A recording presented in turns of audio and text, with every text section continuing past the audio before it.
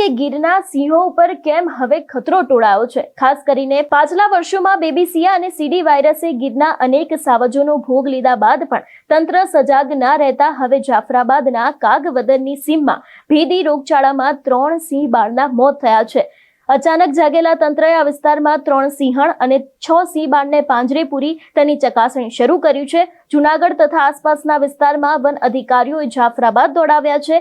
અમરેલી જિલ્લાના રેવન્યુ વિસ્તારમાં જાફરાબાદ તાલુકાના કાગવદરની ગામની સીમમાં વસતા સાવજો રોગચાળાની ઝપેટમાં આવ્યા છે। આ ભેદી રોગ સિંહ બાળમાં જોવા મળી રહ્યો છે। અહીં 2 દિવસ પહેલા બીમાર પડેલા 2 સિંહ બાળનું મોત થયું હતું।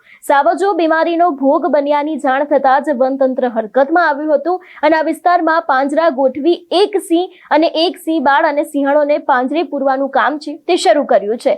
3 સિંહણ અને 7 સિંહ બાળને પાંજરે પૂરવામાં આવ્યા છે, જે પૈકી 1 સિંહ બાળનું આજે મોત થયું છે। એટલે ખાસ કરીને જાફરાબાદમાં મોડી રાત્રે વધુ સાવજોને પાંજરે પૂરવા માટેની પણ ક્યાંક કવાયત હાથ ધરવામાં આવી છે અને ગીરના સાવજો ઉપર પણ ક્યાંક ગંભીર ખતરો છે તે ટોળાઈ રહ્યો